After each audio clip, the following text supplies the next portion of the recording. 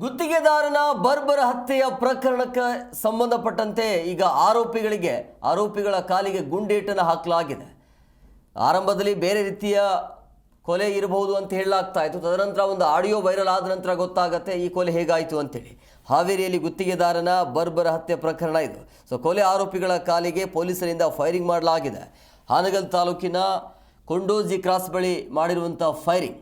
ಆರೋಪಿಗಳು ಹುಬ್ಬಳ್ಳಿಯ ಕಿಮ್ಸ್ ಆಸ್ಪತ್ರೆಗೆ ಅವ್ರನ್ನ ರವಾನೆ ಮಾಡಿ ಚಿಕಿತ್ಸೆ ನೀಡಲಾಗ್ತಾ ಇದೆ. ಆಡೂರು ಠಾಣಾ ವ್ಯಾಪ್ತಿಯಲ್ಲಿ ಆರೋಪಿಗಳಿಗೆ ಗುಂಡೇಟನ್ನು ಹಾಕಲಾಗ್ತಾ ಇದೆ. ಆರೋಪಿಗಳನ್ನು ವಶಕ್ಕೆ ಪಡೆಯುವಂಥ ಸಂದರ್ಭದಲ್ಲಿ ಖಾಕಿ ಗುಂಡು ಹಾರಿಸಿರುವಂಥದ್ದು.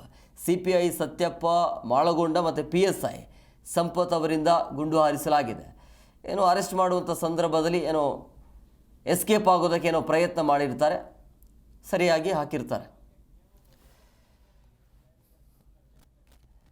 ಈ ಬಗ್ಗೆ ಮತ್ತಷ್ಟು ಮಾಹಿತಿ ನೀಡ್ತಾರೆ ನಮ್ಮ ಪ್ರತಿನಿಧಿ MD ಹಣಗಿ. ನೇರ ಸಂಪರ್ಕದಲ್ಲಿದ್ದಾರೆ. MD ಹಣಗಿ, ಈಗ ಈ ಗುತ್ತಿಗೆದಾರನ ಹತ್ಯೆಯ ಪ್ರಕರಣಕ್ಕೆ ಸಂಬಂಧಪಟ್ಟಂತೆ ಪ್ರಮುಖ ಆರೋಪಿಗಳ ಅರೆಸ್ಟ್ ಮಾಡಲಾಗಿದೆ.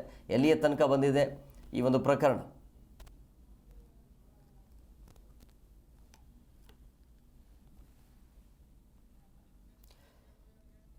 MD ಹಣಗಿ, ನನ್ನ ವಾಯ್ಸ್ ಕೇಳಿಸ್ತಾ ಇದ್ರೆ, ಈ ಆರೋಪಿಗಳಿಗೆ ಕಾಲಿಗೆ ಗುಂಡೇಟನ್ನು ಹಾಕಿ ಈಗ ಕರ್ಕೊಂಡು ಬಂದಿರುವಂಥದ್ದು, ಈ ಪ್ರಕರಣ ಎಲ್ಲಿಯ ತನಕ ಬಂದಿದೆ, ಹೇಗೆ ಸಿಕ್ಕಾಕಿಕೊಂಡ್ರು ಅಂತೇಳಿ, ಏನು ಬೇರೆ ಕಡೆಗೆ ಎಸ್ಕೇಪ್ ಆಗೋದಕ್ಕೆ ಪ್ರಯತ್ನ ಆಗ್ತಿತ್ತ ಹೇಗೆ ಅಂತ?